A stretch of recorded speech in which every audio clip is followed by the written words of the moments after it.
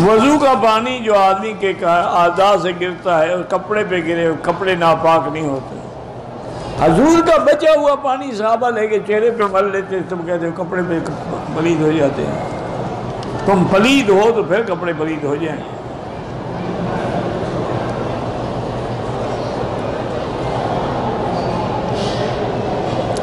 اگر شیعہ کوئی ہدیہ دے ٹھیک ہے، لیکن بہتر یہی ہے کہ ایسے لوگوں سے جن کے دلوں میں صحابہ کا بغض ہو ان سے دوستی رکھنا، ہدیہ لینا دینا نہ کریں تو اچھا ہے.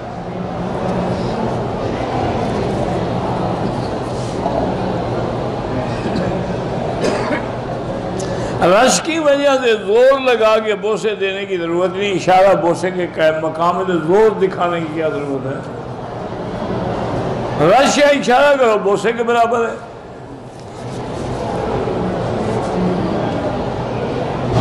بعض جو چیزیں تقسیم ہو رہی ہیں ٹھیک ہے کہ لے لیں، کھائیں پئیں مزے کریں. بہتر یہی ہے امیر ہو تو نہ لو، غریب ہو تو لے لو.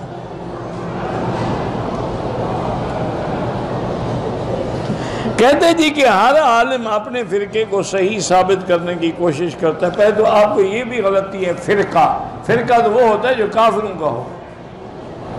جیسے شیعہ ایک فرقہ ہے، خارجی ایک فرقے ہیں. حنفی یا شافی تو فرقہ نہیں ہے، وہ تو مذہب ہے.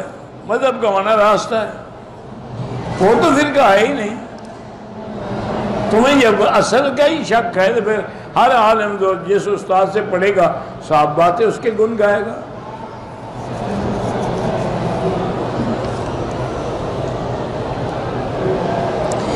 بعض علماء ویڈیو سے تصویر بنانے کی اجازت دیتے ہیں. بعض سنا میں نے بھی ہے، لیکن احتیاط یہی ہے کہ بلا ضرورت نہ بنائیں. ایک ہے ضرورت کہ دین کے لیے بنا رہے ہو، تبلیغ کے لیے بنا رہے ہو، دعوت کے لیے بنا رہے ہو، اللہ کے دین پہنچانے کے لیے بنا رہے ہو، پھر تو ٹھیک ہے. ایک ہے کہ نہیں ایسے ویسے شوق سے بنا رہے ہو. فارمی مرغی کھانا جائز ہے، بالکل جائز ہے. آج کل تو بچے ہی فارمی ہیں تو مرغی کا کیا کرو گے؟ تو پھر ہم بچوں کو پھینک دو گے؟ اب تو بچے میرے بھائی ٹیوب میں پیدا ہوتے ہیں.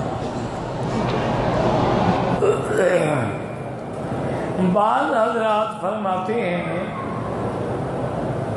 کہ گھڑی دائیں ہاتھ پر پہننا روافض کا شعار ہے اور اہل سنت والجماعتوں کے لیے یہ ناجائز ہے. میرے بھائی پہلی بات تو یہ ہے کہ کیا حضور کے زمانے میں یا خلفاء کے زمانے میں یہ گھڑی تھی بھی؟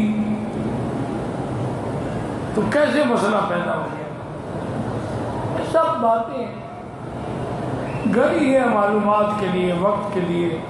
دائیں میں پہنے بائیں میں پہنے کوئی مسئلہ نہیں.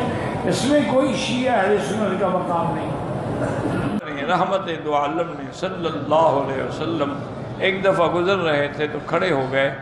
دو قبریں تھیں. آپ نے فرمایا انہما یعذبان وما یعذبان فی کبیر. ان دو قبر والوں کو عذاب ہو رہا ہے. تو زمین پہ قبر تھی یا علیین میں تھی؟ حضور زمین والی قبروں پہ کھڑے ہوئے تھے یا کہیں سمندر میں تھی وہ؟ اور یہ بھی بتایا آپ نے، اللہ نے علم دیا کہ ان دونوں کو عذاب ہو رہا ہے. اور عذاب بھی ایسی بات میں جس کو یہ بڑا بھی نہیں سمجھتے تھے. ایک کو عذاب اس لیے ہو رہا ہے کہ لا یستتر من البول، وہ پیشاب کے قطروں سے بچتا نہیں تھا. پڑ گئے خیال نہ کیا.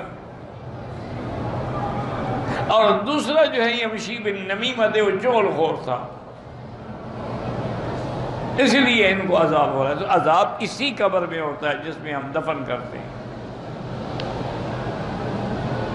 سب سے بڑی گواہی جو ہے وہ حضور پاک کی ہے کہ آپ خود فرما رہے ہیں کہ انہما یعذبان، ان دونوں کو عذاب ہو رہا ہے.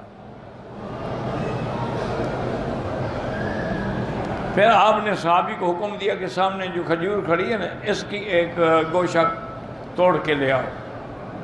ہو گیا اور توڑ کے لے. حضور نے اس کو ایسے چیر دیا، ایک اس قبر پہ لگا دیا، ایک اس قبر پہ لگا دیا.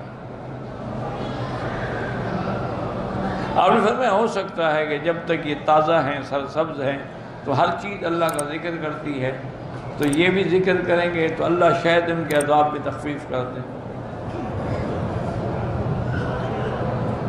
یہ ہماری جو برادری ہے نا، اللہ ان کو بھی ہدایت دے، انہوں نے انہی حدیثوں کو سامنے رکھ کے انہوں نے کہا جی اگر حضور نے کھجور کی شاخیں لگائی ہیں قبروں پہ تو ہم پھول ڈالتے ہیں تو وہابیوں کو تکلیف کیوں ہوتی ہے؟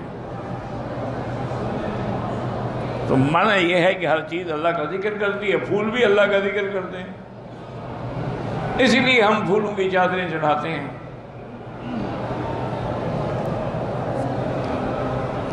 وہی میں نے عرض کیا نا کہ یا تو آدمی کا عقل مارا جاتا ہے یا ضد ہے۔ بھائی اللہ کے نبی نے وہ کیوں لگایا تھا؟ فرمایا ان پر عذاب ہو رہا ہے، تو تم جن پر پھول پھینکتے ہو تمہیں بھی پتہ ہے ان کو عذاب ہو رہا ہے، اس لیے ڈالتے ہو کہ ان کو عذاب سے کوئی فائدہ ہو جائے۔ اگر یہی تمہارا عقیدہ ہے تو پھر تمہیں مبارک ہو۔ ہم تو سمجھتے ہیں وہ اللہ کے اولیاء ہیں، ان کو کوئی عذاب نہیں ہو رہا، اللہ نے ان کی قبروں کو نور سے بھرا ہوا ہے، ان کے لیے اللہ نے قبروں میں بھی راحت کا انتظام کیا ہوا ہے۔